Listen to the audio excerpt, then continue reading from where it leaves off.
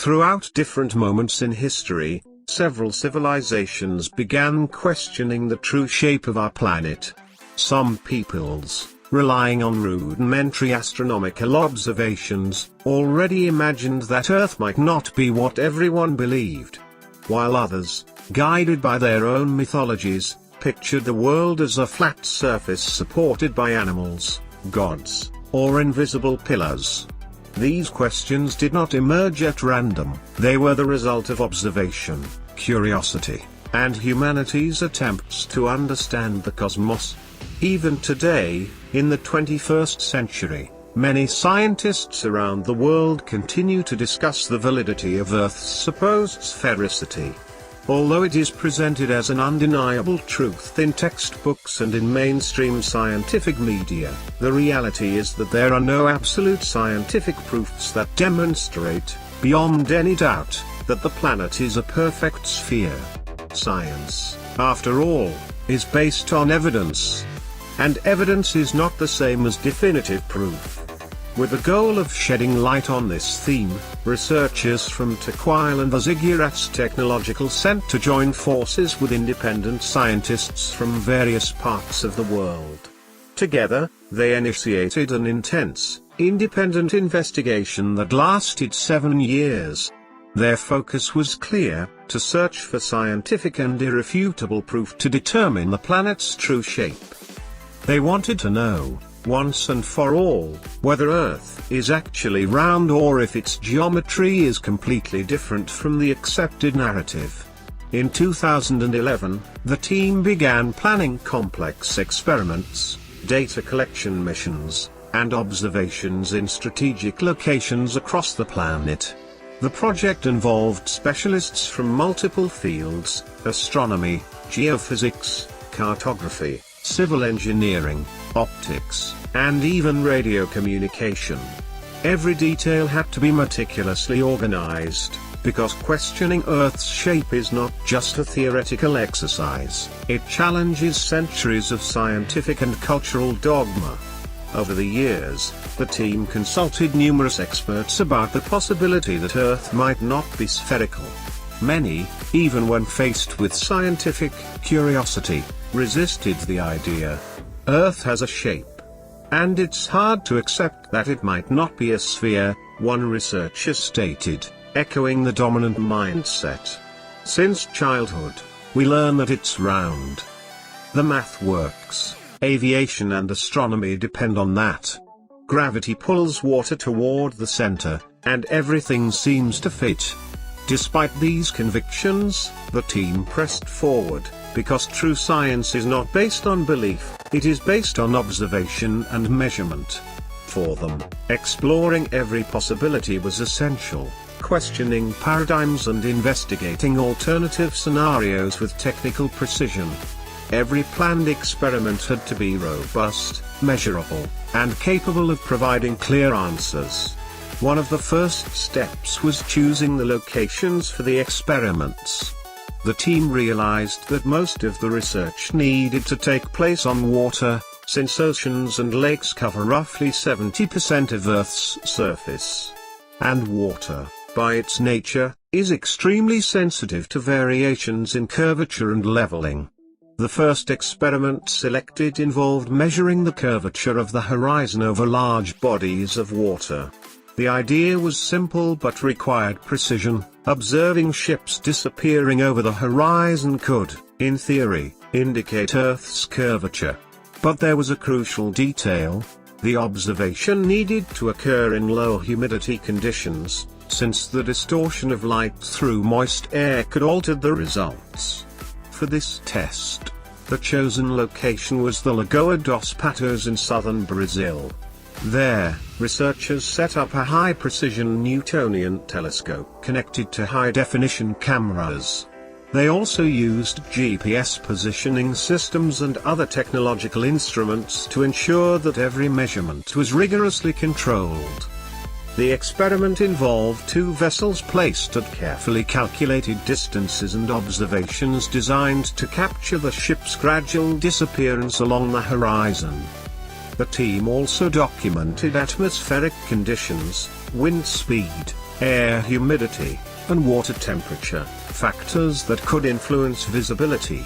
In addition, international teams participated in parallel. French researchers from the Geodetic project monitored similar experiments in Europe, comparing data to validate results. This exchange of information across continents helped build a consistent, reliable foundation for future conclusions. As the experiment began, the team quickly realized the complexity of the task. Although ships seemed to disappear gradually at first glance, it was necessary to distinguish between actual disappearance and optical phenomena such as light refraction or mirages. Every detail had to be recorded with care, because a single misinterpretation could invalidate years of work. The initial conclusion is clear: questioning Earth's shape is more than a scientific challenge. It is also an exercise in patience, observation, and deep reflection, involving history, culture, and technology. This is only the beginning of an investigation that promises to challenge concepts accepted for centuries, and prepare the ground for the experiments that will follow in the next stages. After the initial planning and meticulous preparation, the researchers began their practical experiments in the waters of the Lagoa dos Patos in southern Brazil. The goal was to measure the curvature of the horizon using ships as visual references. The idea was simple: if Earth were truly spherical, as the boats moved away from the shore, they should gradually disappear, starting with the hull, then the mast, and finally vanishing completely. To achieve this, the team used Newtonian telescopes specially adapted for the experiment, equipped with high-definition cameras. They monitored factors such as water temperature, air refraction index, humidity, and wind speed, since any variation could alter the perception of the horizon line. Every detail was recorded to ensure maximum accuracy. While observing the ships with the naked eye, the researchers noticed that the gradual disappearance did not match what is predicted by the spherical Earth theory. Images captured through the telescopes revealed an optical phenomenon: the vessels, although still present, appeared inverted or mirrored above the water. Initially, this effect was attributed to Fata Morgana, known for creating visual illusions due to light refraction. However, as the team studied the phenomenon systematically, they identified consistent patterns that suggested a new physical interpretation. In parallel, another experiment was conducted using radio waves. Two teams were positioned on opposite shores of the lagoon, 14 kilometers apart. Equipped with high-frequency directional parabolic antennas, they attempted to establish simultaneous communication. According to the spherical model, Earth's curvature should have created a physical obstacle of about 3.84 meters, roughly the height of a two-story house, blocking the transmission. Surprisingly, communication was established without significant interruptions, indicating that the water surface remained level, contradicting what is expected from the traditional model. Laser testing completed this experimental phase. Two laser beams were placed 1 meter above water level on opposite shores, aimed at reflectors installed across the lagoon. In theory, Earth's curvature should have blocked the beam's trajectory. However, the lasers reached their targets with precision, reinforcing the hypothesis of flat water surfaces. To maximize the results, the team developed their own equipment, more powerful than commercial lasers, ensuring enough range to observe effects across long distances, even in areas with limited visibility. These experiments were not limited to Brazil. At Lake Titicaca, on the border between Peru and Bolivia, teams replicated the tests.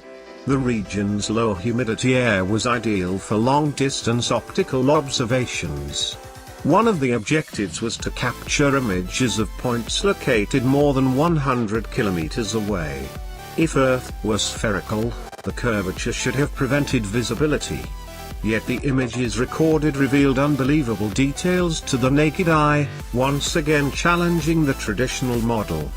Beyond direct observation experiments, the team used high-precision GPS geodetic measurements to study curvature between two buildings and distant cities. The difference between the base and the top of these buildings should have indicated the expected curvature. Again, the results showed no significant variation, suggesting that the surface between the points remained practically level. Infra technicians were invited to validate the experiments, adding technical credibility to the measurements. All of these tests reinforced a central concept: optical phenomena like the Fata Morgana effect are often misinterpreted as evidence of Earth's curvature.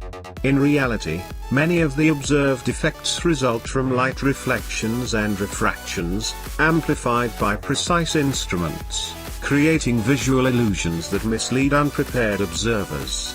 With these initial experiments, the team not only collected unprecedented data but also scientifically challenged concepts considered unquestionable for centuries.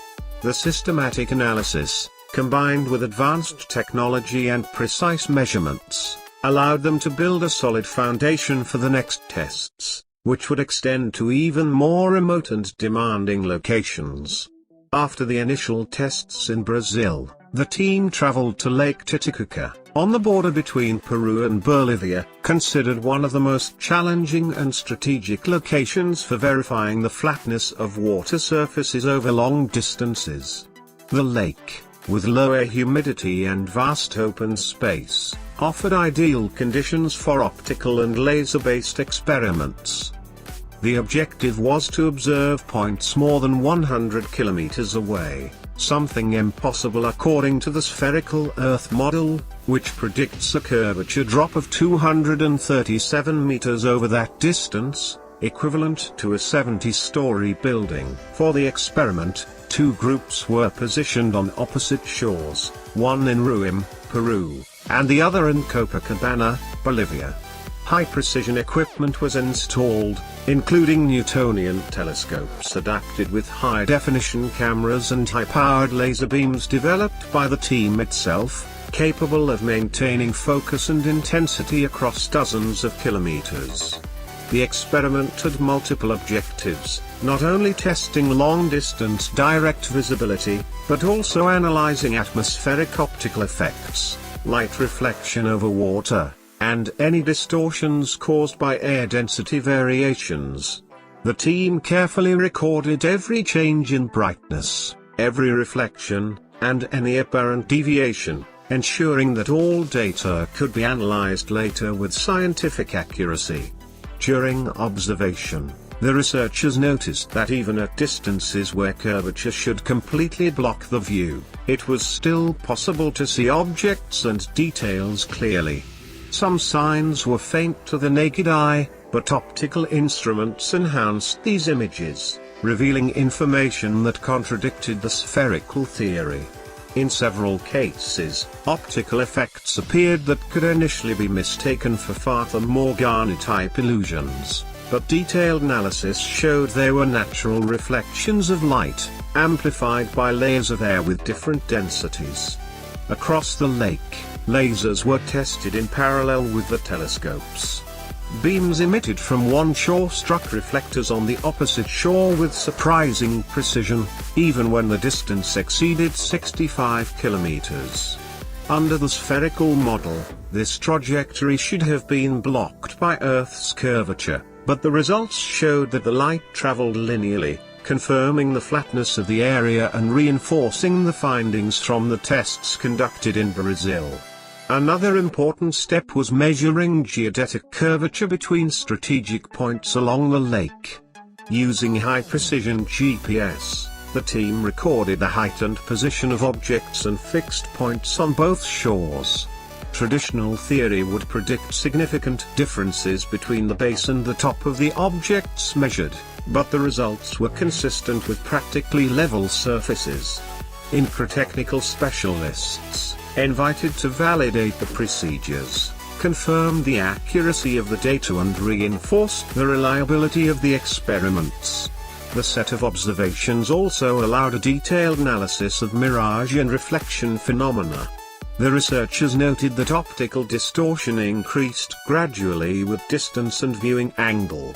When the observer positioned themselves at a higher elevation, visibility expanded significantly, showing that many effects commonly attributed to Earth's curvature actually result from the physics of light and atmospheric behavior.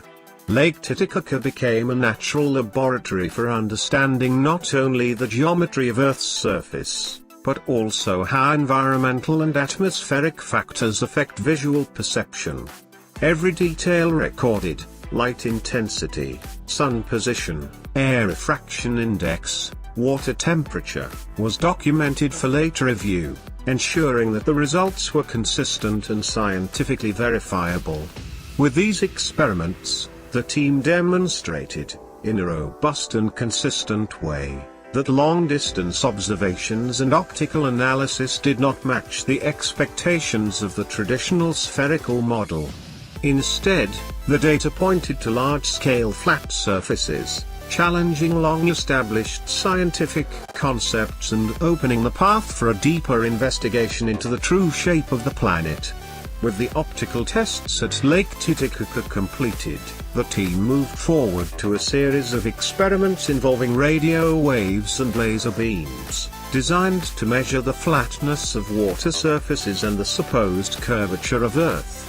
The distance selected between the test points on opposite shores was carefully calculated to maximize the validity of the results, in some cases, extending more than 65 kilometers. For the radio experiments, two groups were positioned on opposite sides of the lake using high-frequency directional parabolic antennas capable of transmitting and receiving signals with precision. Under the spherical Earth model, even a small obstacle should interrupt communication, since Earth's curvature would create a 3.84-meter obstruction over the tested distance, the equivalent of a two-story house. However, the researchers achieved flawless communication between the points, demonstrating that the water surface remained flat and continuous, with no significant curvature. In parallel, the laser experiments were conducted to measure the linear behavior of the water surface. High-power laser beams, developed by the team itself, were emitted from one shore toward the other, paired with reflectors to ensure maximum accuracy. The laser trajectory was observed using calibrated equipment at different elevations, including Newtonian telescopes and high-definition cameras. In every test, the beam reached the opposite shore with minimal dispersion, contradicting the expectations of the spherical model. In addition, geodetic curvature studies complemented the investigation. Using high-precision GPS and total stations for angular measurements, the team analyzed height differences between buildings and natural markers separated by large distances. Two buildings of identical height were selected, one in southern Brazil and another in the north, more than 3,000 kilometers apart. According to the spherical Earth theory, measurements taken at the bases should differ from those at the tops due to curvature. Yet the results showed almost perfect alignment, indicating a flat surface between the points. Incra-technicians and civil engineers were invited to supervise each stage, ensuring that all calculations, readings, and measurements met the strictest accuracy standards. Every data point was logged across multiple backup systems, enabling cross-checking and later scientific validation. Another highlight of this phase was the detailed study of the Fata Morgana optical phenomenon, which appeared frequently during the experiments. The team observed that many distortions commonly attributed to Earth's curvature were, in fact, reflections and refractions of light over flat water surfaces. By positioning observers at different heights, they noted that visibility increased significantly, confirming that the visual changes were caused by atmospheric optics, not planetary geometry. Ultimately, the combined tests involving lasers, radio waves, and geodesy produced consistent and complementary evidence that, across long distances, the surface of the water and the alignment of objects remain practically flat. Each experiment reinforced the next, creating a robust dataset that challenges the traditional notion of Earth's sphericity and opens the door to new interpretations about the planet's true shape. After the long-distance experiments with radio waves and laser beams, the team shifted its focus to tests that would analyze the horizontality of water in large Brazilian reservoirs and dams. The first stage took place at the Três Marias Dam, in Minas Gerais, a strategic location due to its size and depth, which allowed precise measurements across an 18-kilometer span. The objective was simple, yet demanded extreme accuracy, to determine whether, over that distance, the water surface showed any significant curvature or remained practically flat. 2 points were selected, one near the initial shore and another 18 kilometers ahead, both equipped with geodetic GPS and total stations to measure vertical and horizontal angles. The team also installed reflectors and high-power lasers, all set exactly 1.5 meters above the water level. At night, weather conditions helped. No wind, and relatively low temperatures minimized evaporation and atmospheric distortion. When the lasers were fired, the team watched closely and confirmed that the beams hit the opposite shore with precision. This result alone represented strong evidence that the water surface stayed horizontal, contradicting the curvature expected in the spherical Earth model. At the same time, the researchers observed the behavior of boats along the reservoir. As in previous experiments, to the naked eye the boats seemed to disappear at the horizon, first the hull, then the mast. However, when using high-precision optical instruments, such as Newtonian telescopes, the team saw that the boats were still visible, though appearing inverted or mirrored. This phenomenon was explained by light reflection in layers close to the water surface, not by any curvature of the planet. Civil and geotechnical engineer Paulo Cesar Pavan, who supervised the experiment, highlighted the importance of the combined methodology. Every detail matters. GPS precision, laser alignment, equipment height, and even humidity influence the results. These tests are not symbolic, they provide concrete and measurable evidence. Next, the team repeated the same experiment at another location, increasing the distance even further. This phase used calibrated reflectors and higher power lasers developed by the team itself to overcome limitations of commercial equipment. Nighttime observation ensured ideal conditions, and again, the light beams reached the opposite point without deviation, confirming the horizontality of the water over distances that, according to the spherical Earth theory, should show significant obstruction due to curvature. Another highlight of this stage was the simultaneous collection of data to verify atmospheric refraction and optical phenomena such as Fata Morgana, ensuring that all environmental variables were accounted for. Every observation, every reading, and every technical adjustment was meticulously recorded, allowing for future comparative analysis and validation. The partial conclusion of this phase revealed something surprising. The combination of direct observations, laser and GPS measurements, and optical phenomena analysis reinforced the hypothesis that over large bodies of water, the surface remains essentially flat, challenging the foundations of the traditional spherical model. After completing the water and laser tests, the research team shifted its focus to geodetic experiments in urban areas, aiming to measure the supposed curvature of the Earth analytically. 2 buildings of the same height were selected, located in distant Brazilian cities, one in Torres, in Rio Grande do Sul, and the other in Natal, in Rio Grande do Norte, separated by approximately 3,050 kilometers. The choice of these points was strategic, allowing an evaluation of differences in top and base measurements. as predicted by the spherical Earth theory.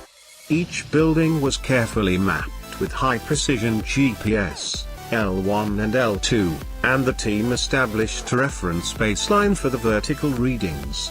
Then, a total station was used to measure horizontal and vertical angles between the points. The expectation was clear: if Earth were spherical, the tops of the buildings should show different measurements compared to the bases, even if by only a few meters, due to the planet's projected curvature.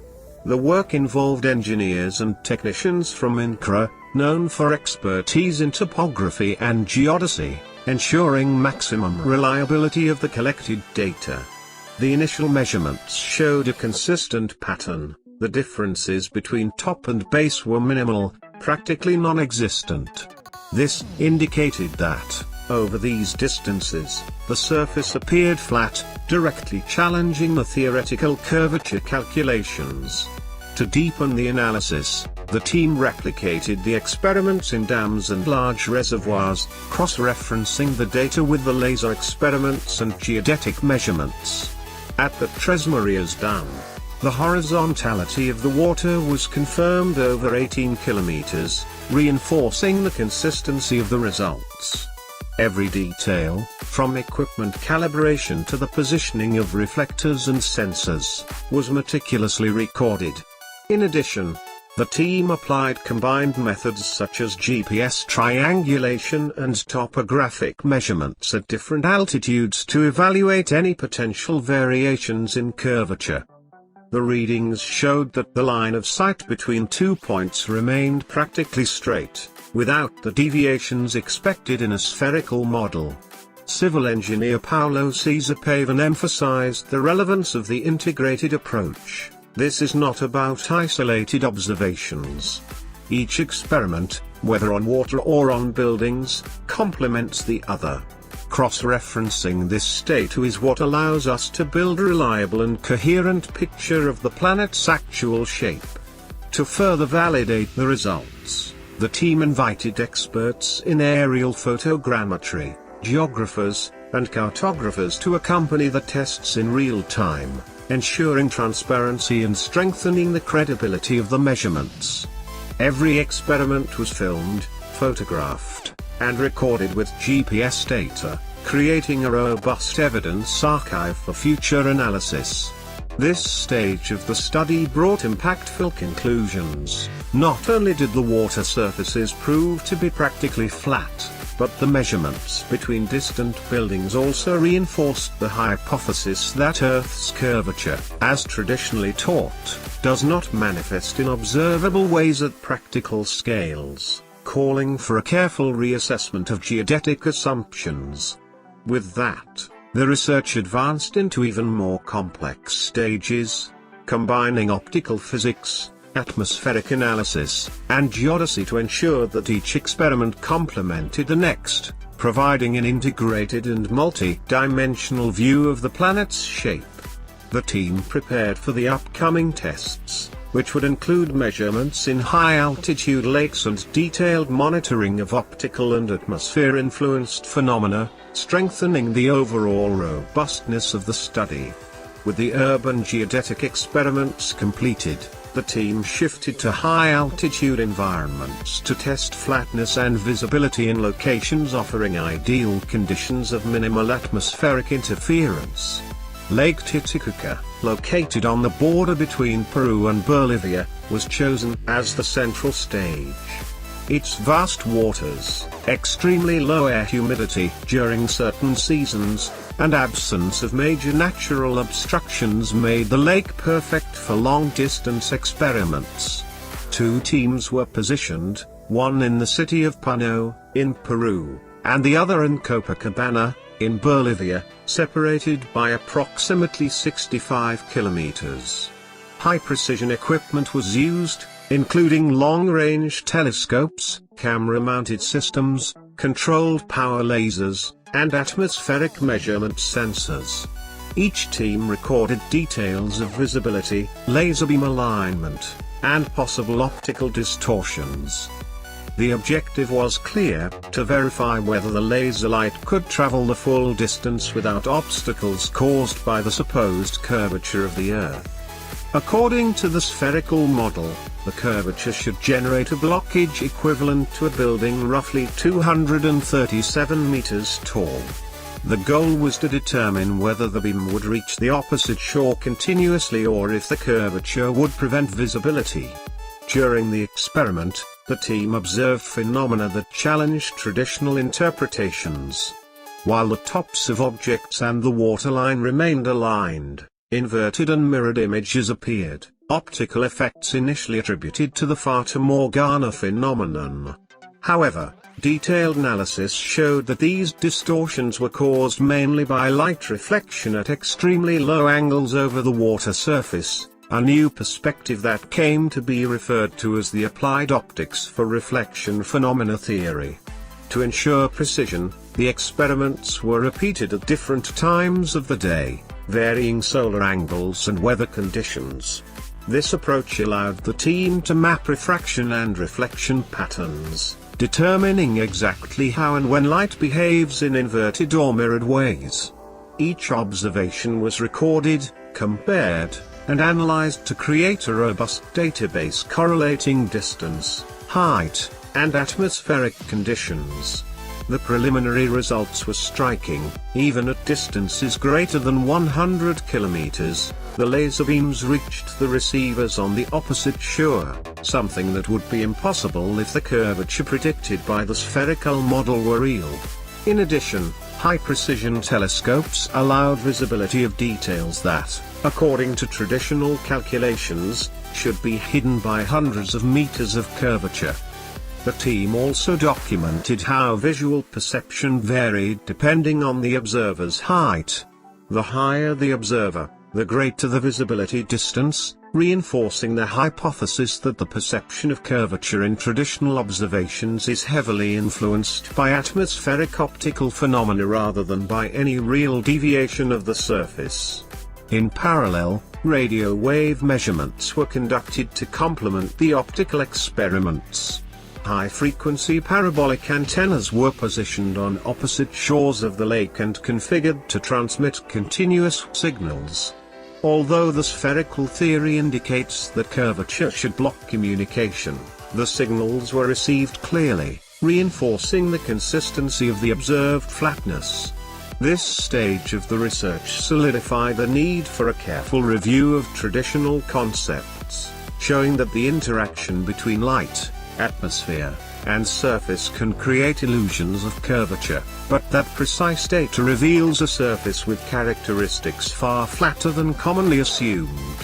The partial conclusion was clear: the combination of optical, geodetic, and communication experiments demonstrates patterns that challenge Earth's sphericity, providing consistent evidence that justifies the continuation of research across other bodies of water, cities, and high-altitude areas. The team was now preparing to expand the experiments to different continents, testing the consistency of the phenomena and ensuring that each variable would be analyzed independently.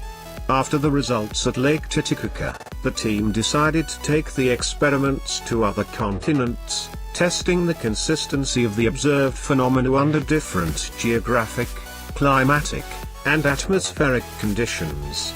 The focus was on locations with large bodies of water and low light pollution, ensuring high-precision measurements.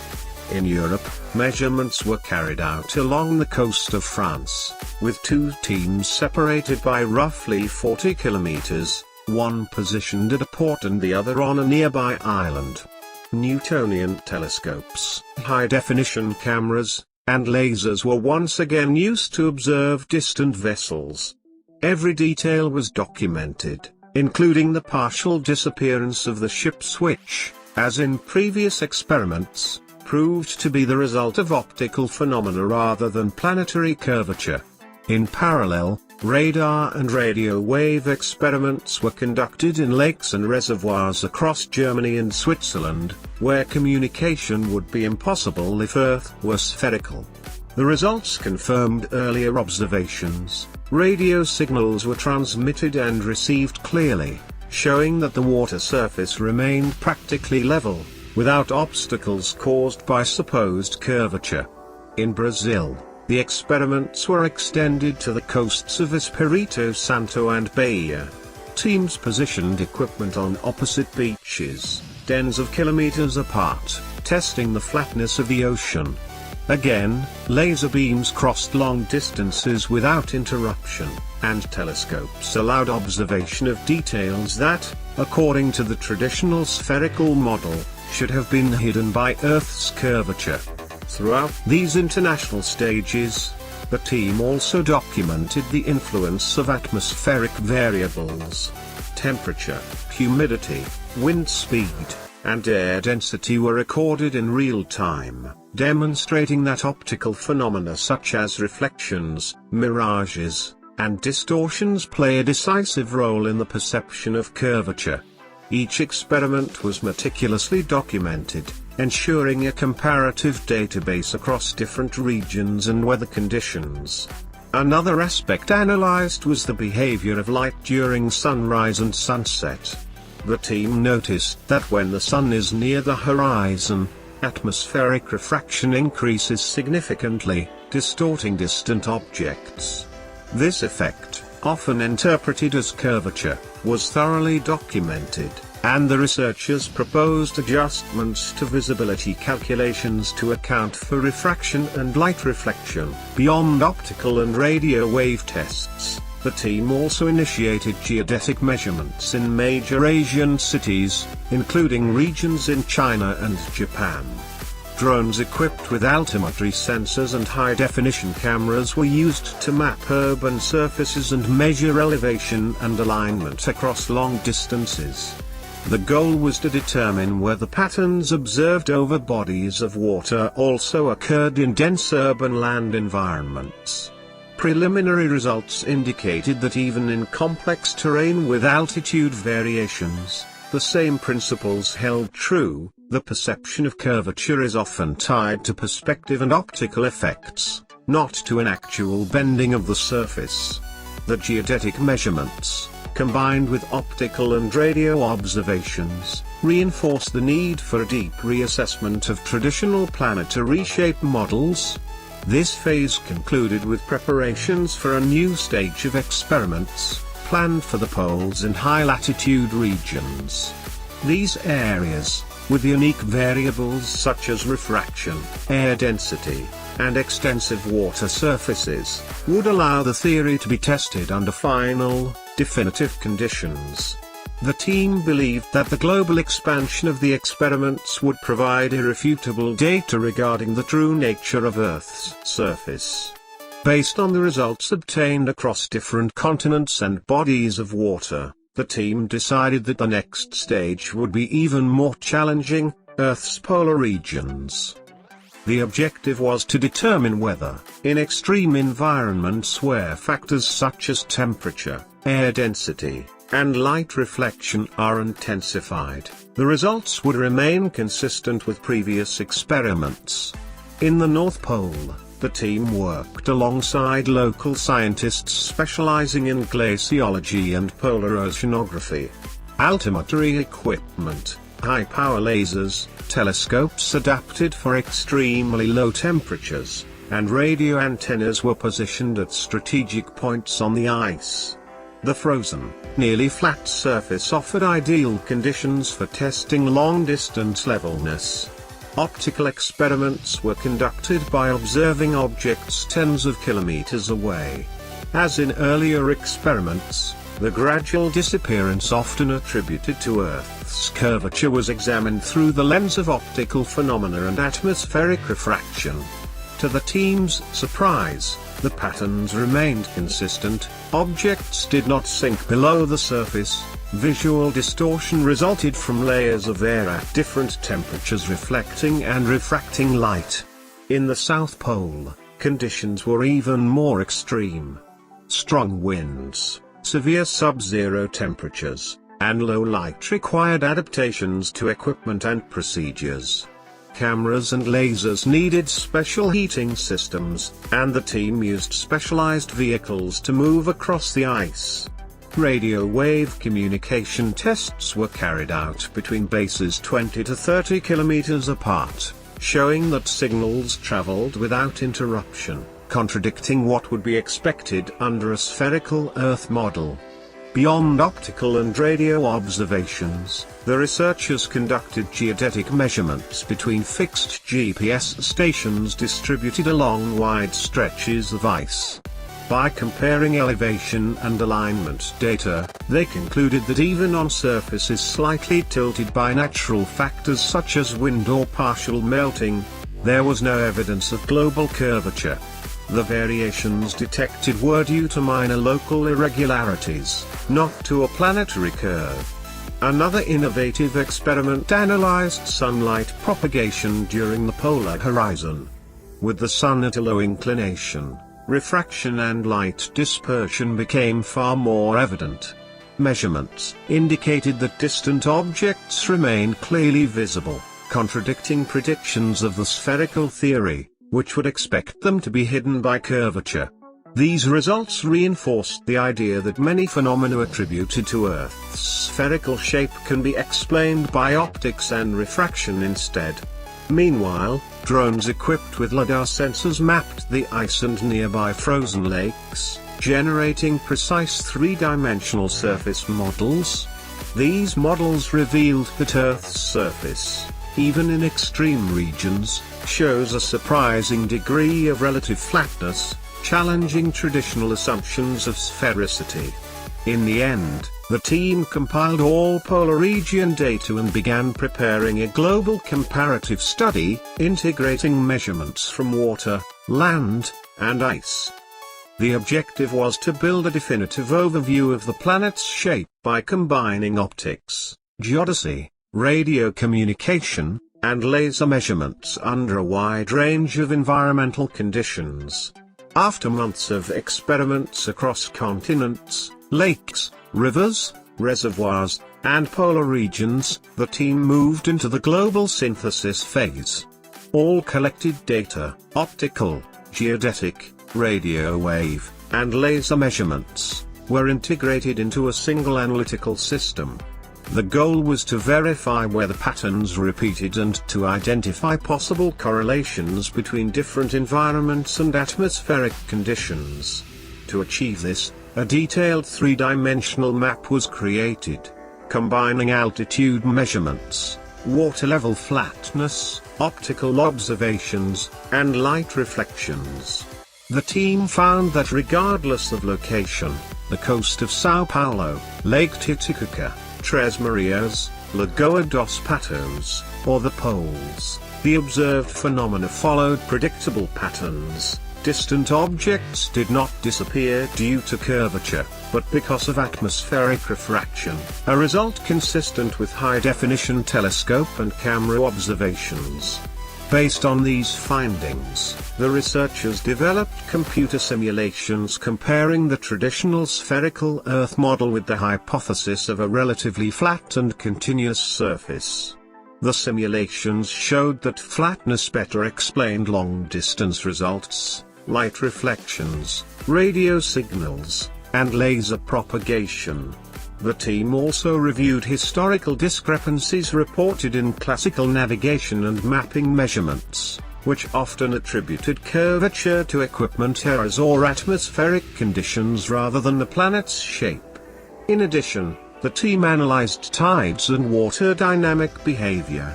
Although gravity is accepted as a central force, measurements in large bodies of water demonstrated that water levels remain constant across vast horizontal distances, reinforcing the perception of flatness.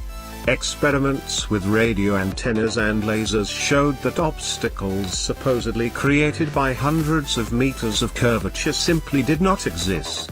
Signals traveled long distances without interference. GPS and global altimetry data were compared with information from commercial and open satellites.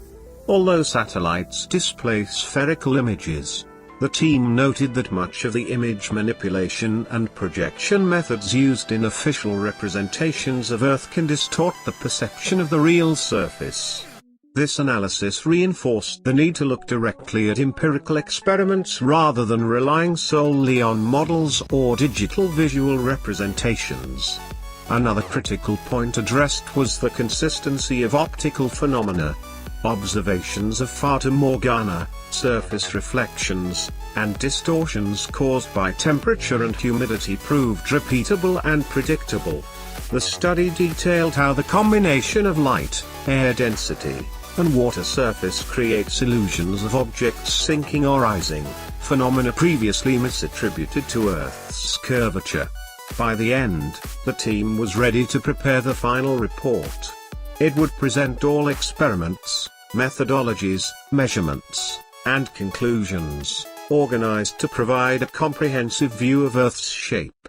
The integrated analysis showed that although Earth continues to be described as spherical in books and manuals, the empirical evidence collected by the researchers points to a surface significantly flatter than classical models suggest.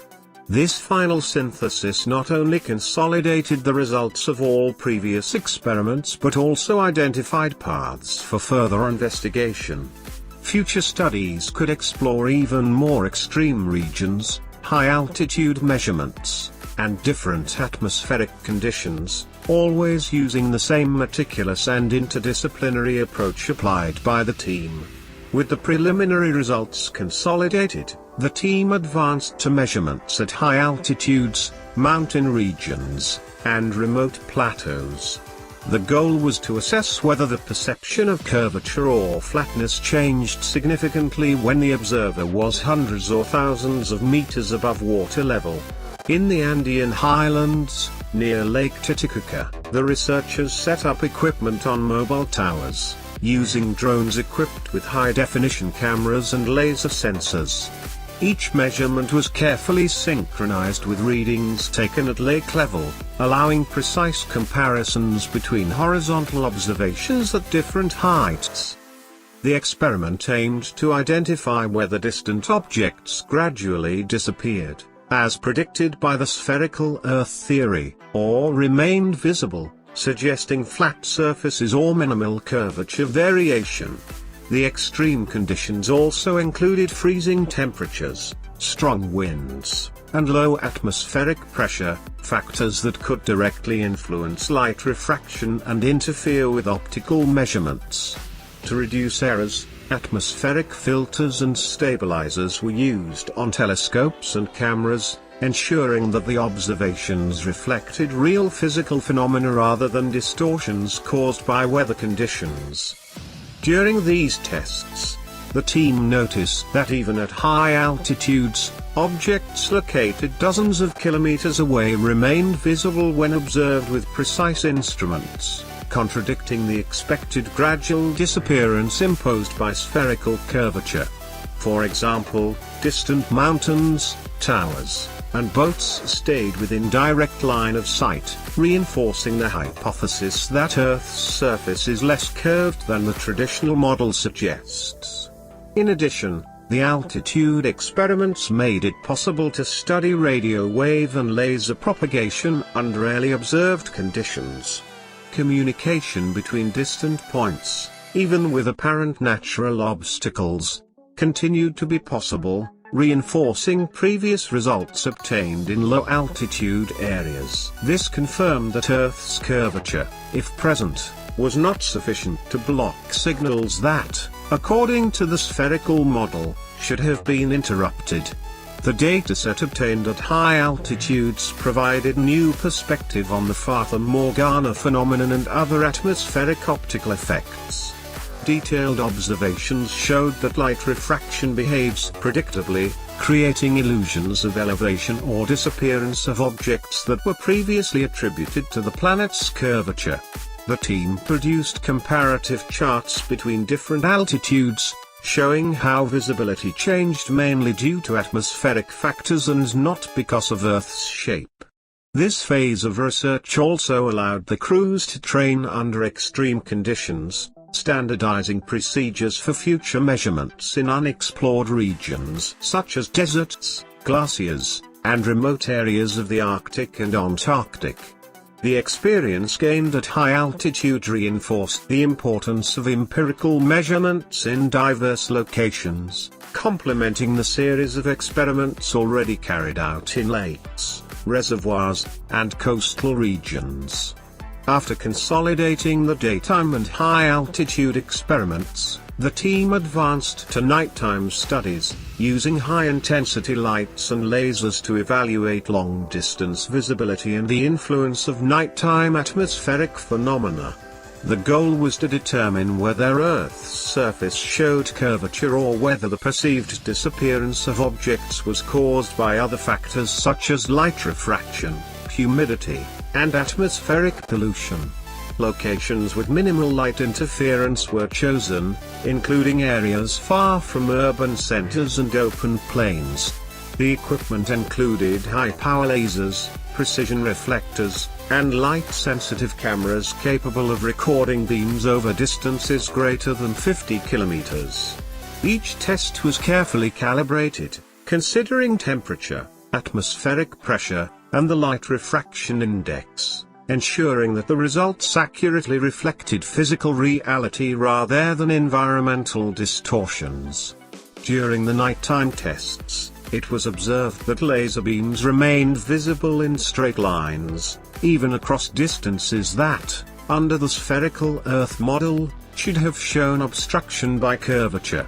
In addition, atmospheric reflection and refraction phenomena were documented, in which light produced duplicated or inverted images of distant objects. These phenomena, historically known as Fata Morgana, were analyzed in detail, allowing researchers to distinguish optical illusions from physical reality. Another critical point of these experiments was the analysis of light behavior over water surfaces.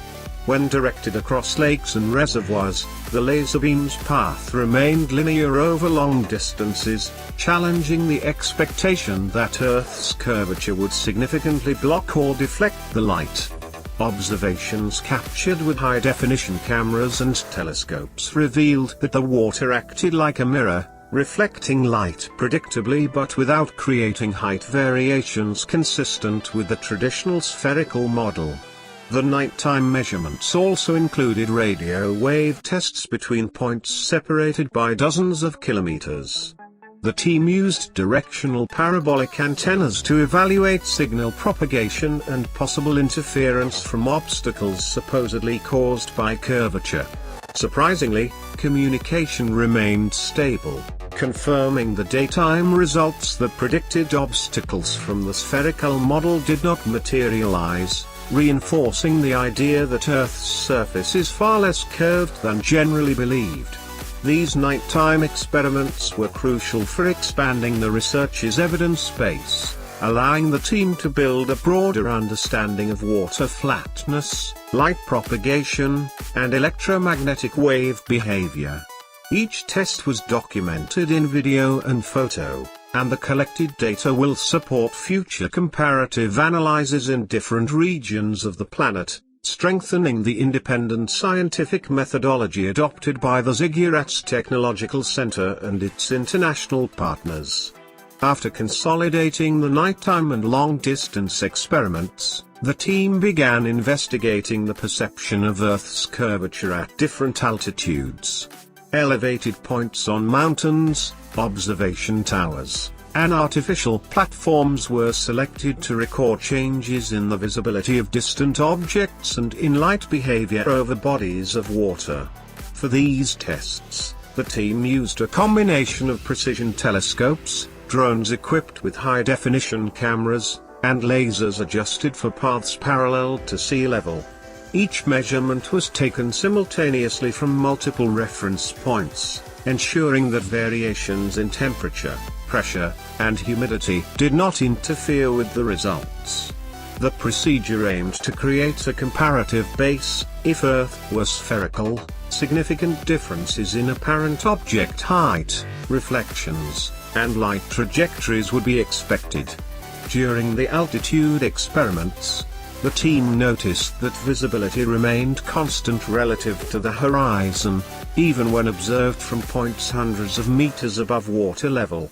This directly challenged the expectation of the spherical model, which predicts that rising altitude should reveal more of the curvature, but not in the linear manner that was observed. The drones played a key role in documentation. Equipped with position sensors and advanced optical zoom cameras, they captured simultaneous images from different angles, comparing the horizon line seen from the ground with that seen from intermediate and higher elevations. Surprisingly, the measurements showed that the horizon remains flat, with no perceptible curvature, even at distances greater than 50 kilometers. The team also conducted reflection and refraction tests at different altitudes, observing optical phenomena similar to those at night but now under daytime conditions and stronger sunlight. The laser beams continued in a straight path, and the reflectors remained visible even over long distances. These findings reinforce the conclusion that the apparent sinking of objects on the horizon, traditionally attributed to curvature, is actually caused by complex atmospheric effects and not by a spherical Earth. The results of these altitude experiments were recorded in videos, photos, and detailed reports, allowing researchers in different locations to replicate the study accurately. This comparative analysis and rigorous documentation process is essential for validating the independent research of the Ziggurats Technological Center and establishing a solid evidence base for global scientific discussion. And we reached the final phase of the experiments, where everything begins to connect. The team returned to the Tres Marias Reservoir, now not just to observe, but to deepen the analysis of the water's flatness and validate previous results with even greater precision. Every device was checked, every angle calculated, every laser beam adjusted to the millimeter. Patience was essential. Even the smallest mistake could compromise hours of research.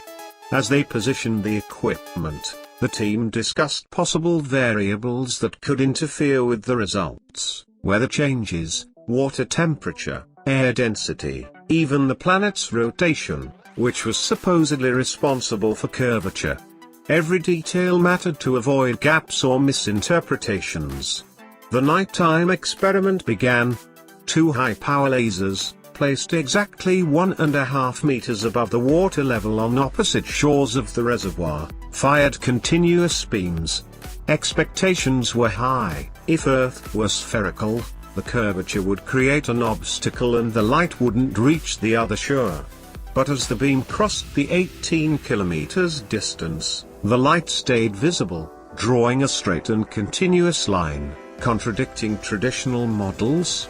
At the same time, Newtonian telescopes and high-definition cameras were adjusted to record every nuance of the laser beam and the water's movement. Observations were made from different heights, simulating human perspectives, and the optical phenomena began to appear.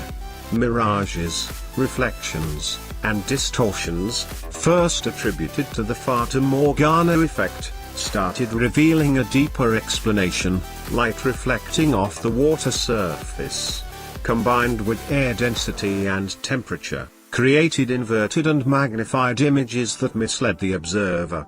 The team realized that what looked like a curve on the water was, in reality, an optical effect. The boat that seemed to sink in the horizon did not go down, it was human perception losing direct visibility. With precision instruments, the image remained visible, but inverted, reflected. This result dismantled one of the main arguments for Earth's curvature and provided clear evidence of the flatness of water. Data that would need to be re-evaluated by the scientific community. The analysis was documented in detail. Diagrams, photos, and videos were organized with precise measurements. Each optical phenomenon was cataloged: angle of light incidence, observer height, air density, humidity levels, water temperature variations. Every piece of data was cross-checked with previous experiments, with boats, radio waves, lasers, and geodetic measurements, to form a consistent and comprehensive framework. What began as a theoretical investigation, inspired by historical questions about Earth's shape, became practical research with results that challenged the traditional model. The Reservoirs team not only recorded evidence, they established a replicable method that could be used in other locations around the world to confirm or refute existing theories. By the end of the night, as the lasers were turned off and the equipment packed away, the group felt a collective sense of achievement. Every detail observed, every measurement recorded, every phenomenon explained was another step toward understanding the physical reality of our planet. The research was far from closing the debate, but it already represented a solid foundation for future studies, showing that scientific curiosity, combined with patience and precision, can reveal truths that common perception still struggles to accept. After the initial experiments with boats and lasers, the team began investigating the influence of different atmospheric conditions on visibility and light propagation. Fog, intense heat, humidity, and pressure variations were carefully recorded, since they could alter how laser beams and radio waves behaved. Each log included temperature readings, wind speed, and the atmosphere's refractive index, ensuring that the results were precise and reliable. On the coast of Sao Paulo, the researchers repeated the laser tests over even greater distances between distant beaches. Preparation included installing special reflectors, fine-tuning telescope lenses, and calibrating high-definition cameras. The consistent visibility of the laser beam, even with water movement, began to show that its trajectory stayed linear, contradicting the expectations of the spherical model. Meanwhile, at Lake Titicaca, the team focused on long-range measurements using telescopes. In conditions of low humidity and thin air, complex reflections and optical effects were recorded. Virtual images appeared due to light reflecting on the water, simulating shifts or disappearances of objects that, in fact, remained visible. This allowed the team to develop a new physical interpretation for the phenomena known as the Fata Morgana effect, based on principles of reflection and refraction rather than attributing everything solely to mirages. At the same time, geodetic experiments between distant buildings were expanded to new cities, using high-precision GPS and total stations. Engineers and incrotechnicians assisted in measuring the bases and tops, ensuring that each reading was recorded with millimetric accuracy. The results continued to show no significant variation that would indicate Earth's curvature, reinforcing the hypothesis that the terrestrial surface behaved more linearly than previously thought. Radio wave measurements were also repeated, testing minimal obstacles and different frequencies. Even under conditions that, theoretically, would block communication in a spherical model, the antennas transmitted signals without significant interference. This demonstrated that, in practice, the surface behaved as if it were flat, enabling effective communication across distances greater than expected. The team also began comparative tests at different latitudes, analyzing lagoons, rivers, and coastal areas to verify whether the supposed curvature varied with geographic position. In every case, the horizon line and the trajectory of the light beams remained nearly linear. These observations reinforced the idea that the perception of curvature is, in most situations, the result of optical phenomena rather than an actual physical curvature. Each experiment was documented with photos, videos, and detailed measurements. The combination of direct observation, advanced equipment, and multidisciplinary analysis allowed the team to question theories accepted for centuries, opening space for new interpretations of the Earth's shape. The detailed investigation of each phenomenon provided not only empirical data but also the foundation for a new understanding of the interaction between light, water, and the atmosphere. After consolidating the preliminary results, the team decided to test new variables that could influence the perception of curvature. Locations with different altitudes, latitudes, and humidity levels were chosen to evaluate whether optical phenomena behaved in a uniform way. Large lakes, extensive rivers, and isolated coastal areas became the ideal laboratory for these analyses. Each piece of equipment was calibrated with millimetric precision. Newtonian telescopes were adjusted to eliminate lens distortions, high-power lasers were aligned parallel to the water's surface, parabolic antennas were positioned at exact angles to measure long-distance radio waves. Every test was recorded in video, photos, and technical reports, ensuring that each observation could be revisited and replicated. At Lake Maracaibo, in Venezuela, the team faced climatic challenges. Fog, winds, and water currents required constant adjustments to the equipment. However, repeating the experiments under different conditions allowed external variables to be eliminated, proving that the observed phenomena were not occasional, but consistent patterns. The team documented that, even in adverse conditions, objects located dozens of kilometers away remained visible through the instruments, contradicting the expected disappearance caused by curvature. The analysis of radio waves revealed another surprising result. At distances of up to 15 kilometers, with minimal obstacles between antennas, communication was maintained without significant interference. In the spherical Earth model, these communications should be impossible due to the supposed obstruction caused by curvature. The team concluded that, in such cases, the flatness of the water's surface was responsible for the successful transmissions, reinforcing the need to review traditional assumptions. Furthermore, the optical experiments showed that the perception of the horizon line is strongly influenced by light reflection on flat surfaces. Mirages and inverted images, initially attributed to the Fata Morgana effect, were reinterpreted. The team proposed a new theory of optics applied to water and air, considering light propagation and atmospheric interference, creating a coherent explanation for visual phenomena previously considered illusions. Meanwhile, the observation of boats at long distances confirmed patterns similar to those detected in other experiments. Even with partial disappearance to the naked eye, the use of telescopes revealed the objects, indicating that the disappearance was not caused by curvature but by human visual limitations and atmospheric optical effects. Each record was carefully documented, with precise measurements of angles, distances, and observer height. The team also began analyzing the interaction between altitude and visibility. Observers positioned on towers, hills, and small mountains were able to see even farther, reinforcing that the horizon line remains practically linear.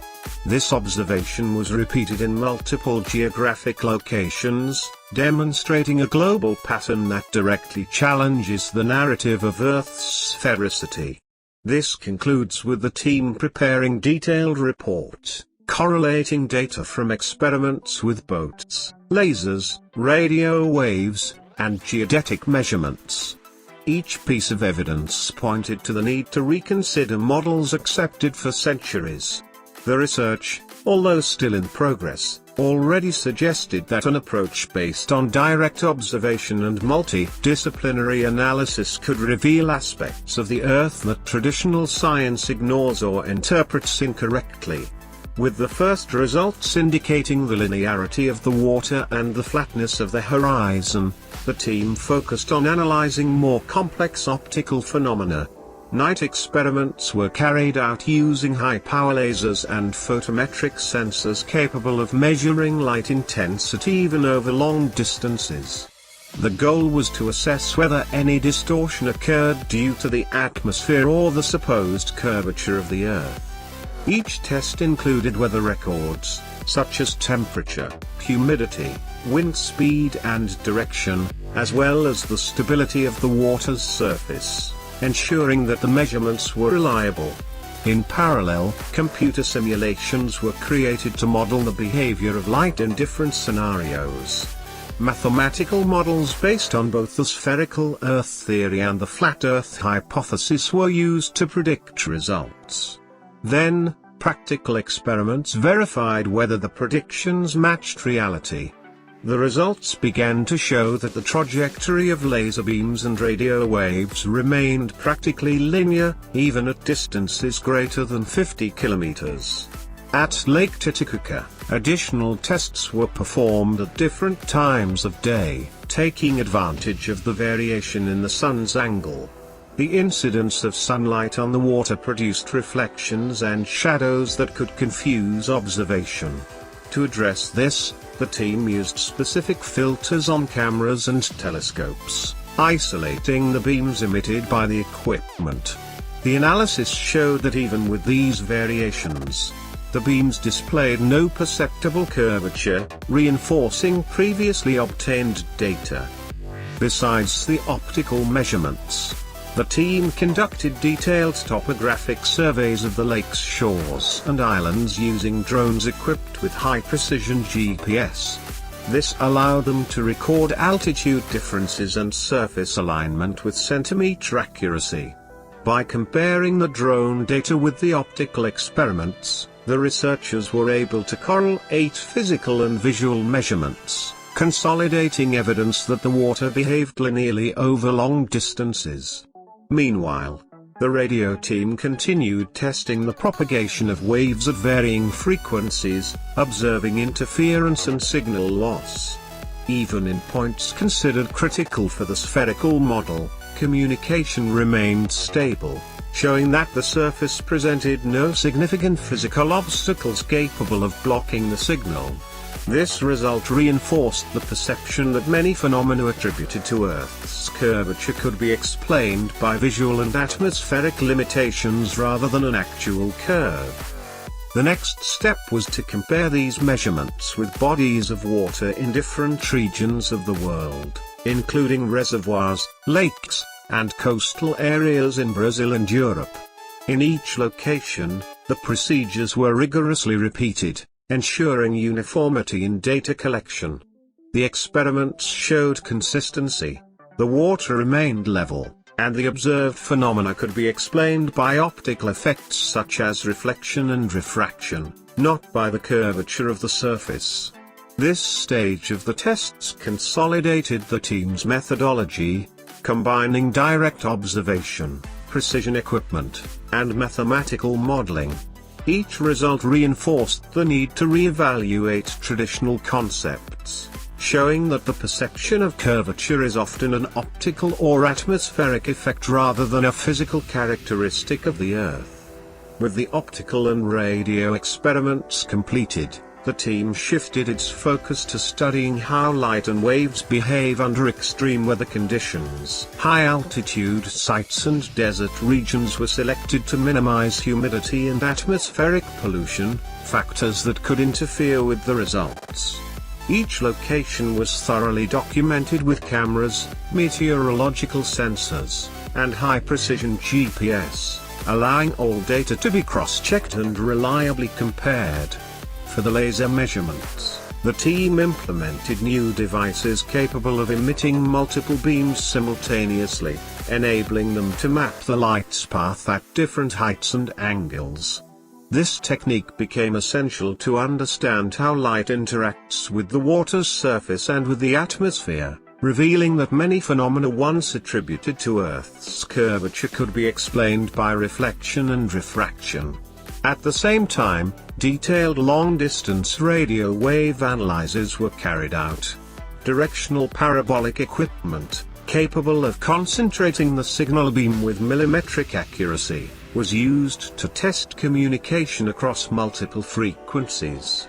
Even at distances that theoretically should show blockage due to curvature, the signal remained stable, confirming that the water's flat alignment allowed propagation without significant obstacles. Another point of focus was studying visual perspective based on the observer's height. Tests were conducted on towers, tall buildings, and elevated platforms, comparing direct naked eye observation with high-precision telescopes. Results showed that the higher the observer, the farther the visible distance, but the gradual disappearance of objects on the horizon was caused by optical effects, not by Earth's curvature. To reinforce consistency, the team performed parallel experiments in different locations, such as beaches, reservoirs, and lakes in Europe and South America. Each site had unique environmental conditions, yet the observed patterns stayed consistent. The water remained level over long distances, and the visual effects could be explained by optics and atmospheric behavior. During these tests, variations in air density and water surface temperature were also recorded, factors that influence light refraction. Detailed analyses showed that most visual distortions occurred due to density differences in air layers close to the surface, creating mirage and mirror-like effects. Thus, phenomena like ships seeming to disappear on the horizon were actually optical illusions. The team also began a historical and comparative analysis, reviewing nautical measurement records and observations from early explorers. Historical data revealed patterns similar to those found in modern experiments, suggesting that the perception of curvature has always been influenced by visual and atmospheric limitations rather than by a physical curvature of Earth. Finally, each experiment was meticulously documented, with detailed reports, photos, videos, and explanatory charts. This documentation allowed other researchers to replicate and validate the results, ensuring that the methodology remained rigorous and transparent. With the preliminary records consolidated, the team moved on to a more delicate stage, determining whether the electromagnetic field anomalies were linked to some unidentified structure or presence nearby. The suspicion arose after repetitive patterns began appearing on the graphs, always at specific time intervals, as if something were deliberately interfering with the environment. To deepen this investigation, directional capture sensors were installed, capable of registering micro variations in the spectrum, including those normally dismissed as background noise. These sensors were placed at calculated points to form a reading triangle, allowing the spatial origin of any disturbance to be identified. The goal was straightforward: determine whether the source was above, below, or at ground level, and whether it moved independently or reacted to the instruments. The first data surprised the team. The fluctuations did not behave like natural phenomena, they appeared in short, synchronized pulses, shifting in intensity as if responding to the measuring devices. This behavior forced the researchers to test different frequencies, alternating protocols to eliminate any chance of terrestrial interference or nearby equipment. Even then, the pulses persisted. As the sensors were refined, it became clear that the origin of the interference did not shift horizontally, but varied in altitude, something no conventional equipment in that region could justify.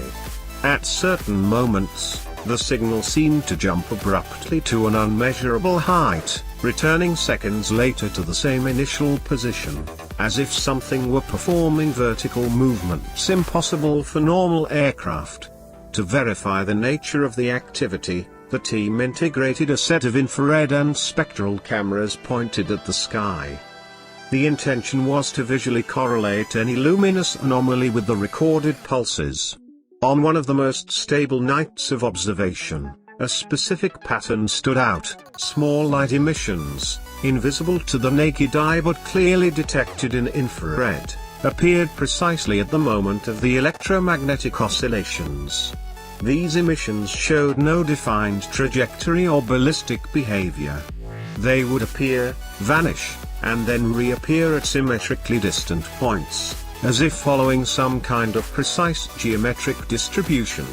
This pattern raised the hypothesis that the source could be using a type of displacement or energy signature still unknown, something that did not align with conventional aeronautical or astronomical models. To push the analysis further, the team cross-referenced the ground sensor data with external readings from portable spectrometers installed in a secondary area far enough away to eliminate any chance of local interference. The coincidence of pulses at both points confirmed that the phenomenon was not isolated nor limited to the initial site. It seemed to span a much larger area, as if occurring within a field that extended beyond the bounds of the experiments. This collection of evidence led the team to seriously consider the possibility that whatever they were detecting was not only reacting to the sensors, but might even be monitoring human presence. For the first time, the hypothesis no longer seemed remote and officially became part of the technical analysis, shifting the direction of the investigation from that point forward. With the optical, mechanical, geodetic, and electromagnetic data consolidated, the team moved on to a category of tests often overlooked but extremely revealing: long-distance sound propagation. The goal was simple yet decisive: to determine whether sound waves, which depend directly on the medium and the absence of physical obstacles, would show any pattern compatible with the idea of curvature when traveling over large, level surfaces such as lakes, reservoirs, and wide plains. The first tests were conducted before dawn, when the atmosphere faces less thermal interference and air density remains more stable.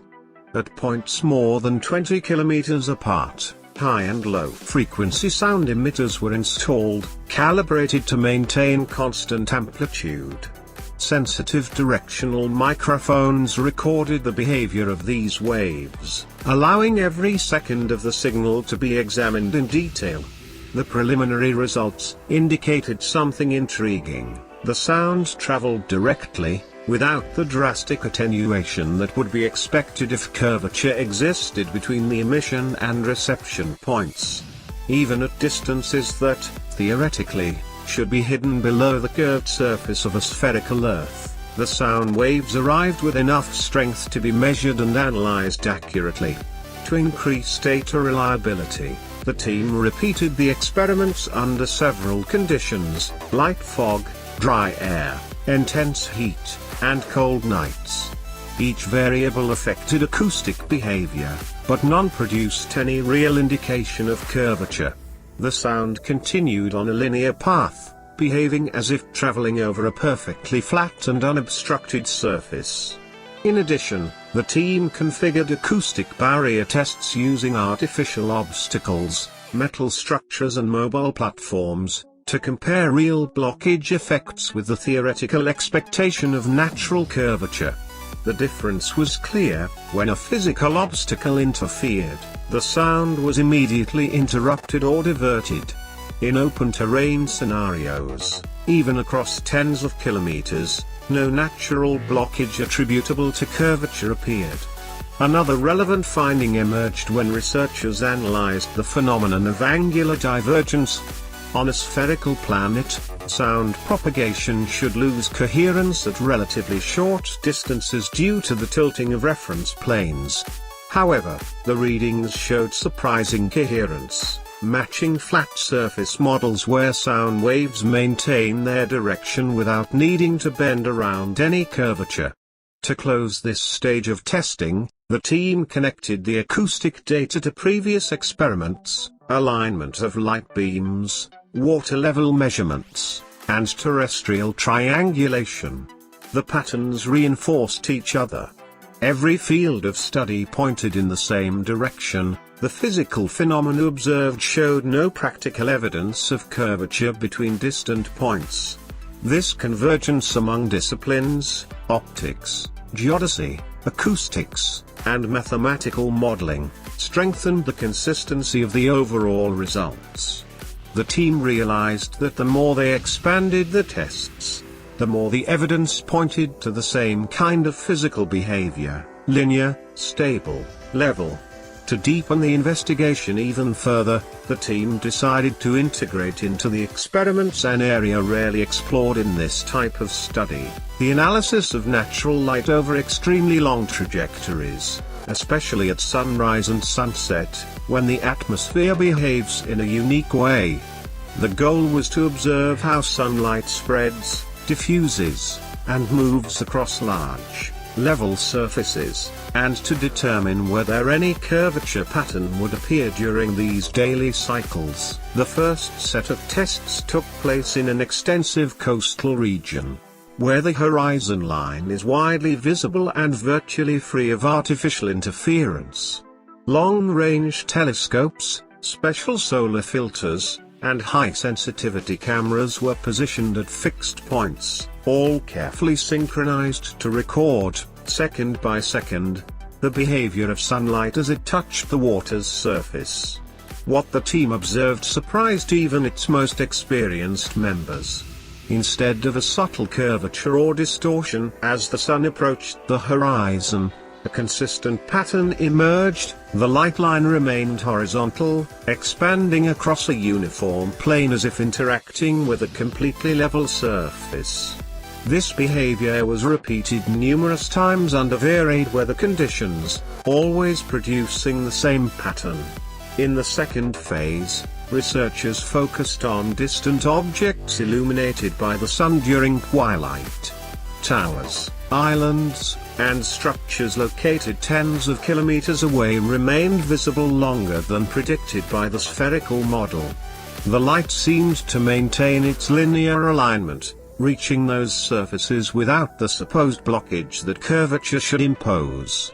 To validate these phenomena, the team used spectrometry instruments to analyze light intensity and dispersion at different moments of the day. Even when the sun was already below the line of direct sight, illumination persisted in areas that, according to a curved surface, should have been completely in shadow. The evidence was clear: the light propagated directly and evenly, interacting with the environment as if the Earth's surface had no perceptible slope. In parallel, computers ran simulations comparing flat surface and curved surface scenarios. In the spherical simulation, the light should vanish behind the curvature at predictable moments, but this did not match what the instruments recorded in the field. The flat model, however, replicated the observed phenomena precisely: persistent light, stable horizons, and an absence of natural optical curvature. Beyond sunlight, the team extended the study to high-power artificial lights positioned kilometers away. At night, spotlights installed in remote points remained fully visible, and their reflections across the water formed straight, symmetrical lines, behavior consistent with level surfaces. As the data accumulated, a progressively stronger picture emerged. Light, whether natural or artificial, showed no behavior indicating curvature between the observed points. The daily solar cycles reinforced this perception. Sunrise and sunset produced horizontal, stable, aligned patterns, once again challenging the traditional spherical model. This stage of the investigation, based on analyzing light throughout day and night cycles, completed yet another link in the chain of evidence, indicating once again that the physical phenomena recorded were consistent with an extensive, linear surface rather than a curved one. With the results from the light analysis confirming a consistent pattern, the team decided to advance into an even more sensitive field: the correlation between these luminous phenomena and atmospheric behavior over long trajectories. The goal was to observe whether variables such as air density, humidity, temperature, and particle dispersion could produce the same effects recorded, especially those that, in theory, would depend on significant curvature to occur. The first set of measurements was conducted using precision atmospheric sensors distributed along a linear stretch of more than 100 kilometers. Each station recorded simultaneous readings of micro variations in the air, minimal thermal fluctuations, refraction spikes, and small pressure changes. The objective was to determine whether any of these factors could justify the persistent illumination in points that, according to a curved model, should be hidden. But again, the pattern remained consistent. None of these variables showed enough intensity to explain such broad phenomena. The atmosphere, although dynamic, did not possess the density or instability required to lift light across dozens of kilometers while keeping horizons completely linear and distant objects visible after twilight. To deepen the validation, towers with vertical measurement devices were installed, columns equipped with lasers, heat sensors, and millimetrically adjusted prisms. These instruments allowed the team to record the exact path light took as it passed through different atmospheric layers. The observed trajectory, both horizontally and vertically, remained direct, with no detectable curvature, even under adverse weather conditions. In parallel, specialized software and real-time comparisons between atmospheric data and different geometric models. Whenever the software applied spherical parameters, the expected behavior of light diverged drastically from what was documented in the field. In contrast, when the parameters simulated a perfectly level surface, the data aligned like parts of the same mechanism. Another key point emerged when the team analyzed the stability of the horizon itself. With high-precision instruments such as ring laser gyroscopes and optical tracking systems, it became evident that the horizon remained absolutely stable, regardless of atmospheric variation. In a curved system, small fluctuations should generate perceptible changes in long-distance projections. Yet this simply did not happen. The consistency of the horizons, even in extreme environments, from dry regions with low humidity to coastal areas with heavy evaporation, reinforced the same conclusion: no atmospheric interference was capable of producing artificial versions of the phenomena recorded. As the analysis progressed, the conclusions became unavoidable. The atmosphere did not bend light in any way strong enough to create the constant linear alignment found in the measurements. The observed phenomena were natural, direct, and behaved in full agreement with an extensive, level surface, with no indication of progressive declination. This new phase closed another ring in the investigation. With light and atmosphere converging on the same result, the framework grew even more solid. What once seemed like an isolated set of observations had become a robust pattern, supported by technical data, direct measurements, and consistent simulations. The team understood that the next step would require even greater rigor, because from that point on, there were very few variables left to challenge what was taking shape as a line of evidence increasingly difficult to ignore. With all atmospheric, thermal, and optical measurements confirming consistent patterns, the team shifted its efforts to the final stage of the investigation, integrating, in a single set of experiments, every element previously analyzed in isolation. The goal was simple in theory but extremely complex in practice: to observe light, horizon, alignment, altitude, pressure, and geometric stability operating together in a real, continuous, minute-by-minute monitored scenario. The location chosen for this final phase was a vast coastal region where visibility stretched for dozens of kilometers and where the behavior of natural light could be tracked without interruption throughout the entire day. The sea line offered a direct reference to test large-scale horizontal stability, while altimeters and sensors fixed on elevated structures recorded variations across multiple height levels. Setup took weeks. Synchronized telescopes, higher resolution cameras, long-range lasers, spectrometers, climate sensors, gyroscopes, and angular tracking modules were installed. Drones and automated platforms flew along predefined routes, while computers processed thousands of data points in real time from each instrument. Everything aligned, timed, and calibrated to detect even the slightest deviation, whether of light, line, shadow, horizon, or altitude. When the full cycle began, just before sunrise, the first record appeared exactly as previous data predicted, a perfectly horizontal line of light rising over the water, advancing uniformly, with no signs of drop or curvature. Optical devices captured the light spread, and every graph displayed the same linear pattern documented in earlier phases. As the sun rose, the instruments positioned at different altitudes recorded the behavior of the horizon. Instead of retreating progressively, as would be expected on a curved surface, the line remained stable, firm, and aligned across all monitored levels.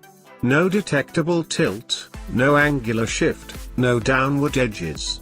The stability repeated regardless of altitude changes, reinforcing the pattern observed since the beginning of the investigation. During the afternoon, long-range lasers were activated.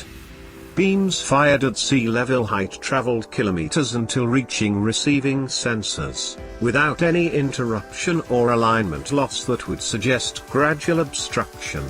Measurements were repeated at multiple times, with different temperatures and varying atmospheric densities, but the behavior remained unchanged. Linear trajectory, continuous path, no measurable decline.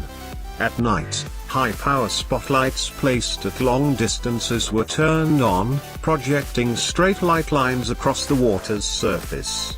Cameras captured how the light interacted with the environment, and the images reproduced exactly what previous tests indicated: symmetrical reflections, leveled horizons, direct beams, and persistent visibility at points that, in theory, should have been hidden. Throughout the entire cycle, angular recording modules, programmed to detect micro variations impossible to see with the naked eye, showed no movement compatible with progressive slope. Gyroscopes held constant readings. Spectrometers confirmed direct light propagation. Drones returned with stable horizontal footage. And atmospheric data again showed that none of the local conditions had strength to produce the effects expected if curvature were present. When the instruments were finally powered down, the combined set, light, horizon, altitude, pressure, distance, and geometric stability, formed an integrated body of direct, repeatable, consistent observations. It was no longer a collection of isolated data, but a complete measurement system operating in sync and showing the same behavior across all analyzed layers. And with this final stage completed, the investigation reached the point where all key variables had been tested under real, monitored, documented conditions, composing the final framework that closed the study. When the instruments were powered down and the final dataset settled on the screens, the feeling within the team was not one of closure, but of unease. Not because anything was left unmeasured, but because every experiment, without exception, insisted on showing the same thing. Every beam of light, every recorded horizon, every atmospheric reading, every altitude shift, all of it converged toward a pattern that could no longer be ignored. And yet, that pattern raised a far deeper question: if the phenomena behave this way under every tested condition, what else exists behind this silent consistency? What remains hidden, waiting only for the right instrument, the right angle, the right moment to reveal itself? The team knew they were not standing at an ending. They were standing at a doorway. A doorway that does not open with rushed conclusions, but with the courage to push forward. because if everything observed so far points to something that does not fit traditional models, then it becomes unavoidable. The next stage will not be only about measuring. It will be about confronting what those measurements truly mean. And that is where the real mystery lies. The kind of mystery that does not end, it only deepens. This content is a narrative adaptation based on public themes of global geopolitics. The version presented has been transformed with a unique style, based on public information, analysis, and opinions, and is intended solely to inform and entertain.